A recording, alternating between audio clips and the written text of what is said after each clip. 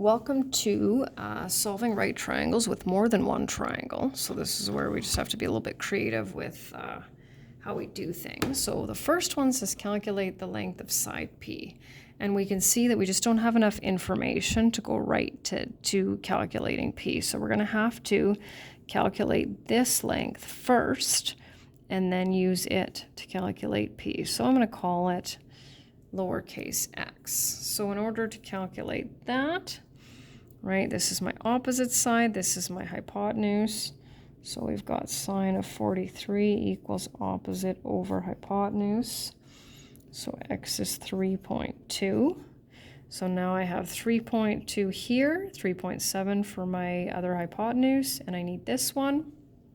We could use a trig ratio to calculate one of the angles, but I think we will just use Pythagoras. So 3.2 squared plus p squared. So what I do is I'll take 3.7 squared minus 3.2 squared.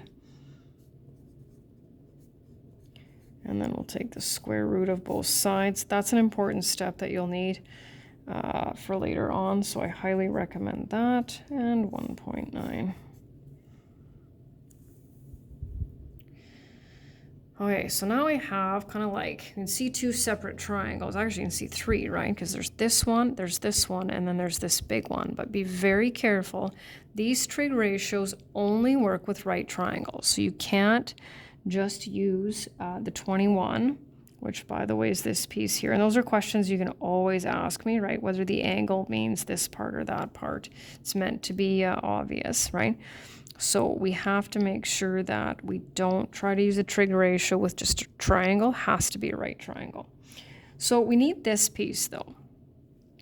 So we know we can't do it in one, right? But let's see, can we calculate, right, that whole piece and, or side, I guess I should have called it, and then that one, because they are both from right triangles, and subtract them to get the answer we need. And of course the answer is yes. So since that's my hypotenuse, I'm going to be using the tangent ratio. So tangent of, so we need to, if we need the whole angle, we have to add them together, right? So tan of 56 equals opposite. Now I'm going to use just BD for my line segment. And if you decide you want to make it a lowercase, you can do what I've done there and call it lowercase x or something like that. This one you could use as the A, but we're still going to have to be a little creative here. 75.2. BD equals 111.5. And then calculating that other piece, need tangent is quite a popular one for these as well, equals BC over 75.2. BC equals 52.7. And to get our final answer, we will subtract.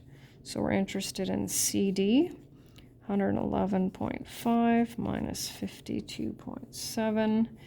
CD equals 58.8 meters. And our last one, I call it why or why not. I think I need a better title, but anyway, it is what it is. So I have this here just to kind of help. So I'm going to put the formulas in here. So just to help you, so sine opposite over hypotenuse. And so what I ask students to do is I just say calculate the, that is not the right letter, I just say calculate the missing angle measures with your calculator, of course. So cosine is adjacent over hypotenuse, and tan opposite over adjacent. So when you go second sine 1.3, it'll actually say error. That's what it'll say. I'm having a hard time writing here. When you type in second function cos, it will say error. And when you do it to the tangent, it will say it's 53 degrees. students are kind of, you know, thinking, well, like, why is it possible that it works for tangent and not for cosine? Well, here we have numbers that are greater than 1. So this is where we actually have to look at the ratios. When we're dealing with an opposite side and an adjacent side, does one of them have to be larger than the other? I mean, all the time. So when we're dealing with the right triangle, we can have sometimes the opposite side be larger and sometimes the adjacent side be larger. And remember, this comes from this divided by this. But when we go back over here, can we have the adjacent side ever be larger than the hypotenuse? Well, no, the hypotenuse is the largest side. So when we take this divided by this number always has to be smaller than 1. And it works the same for this one, right? Our hypotenuse always has to be the larger side. So this divided by this has to be smaller than 1. So sine and cosine must be less than 1 because the opposite side has to be smaller than the hypotenuse, and the adjacent side also has to be smaller than the hypotenuse. All done.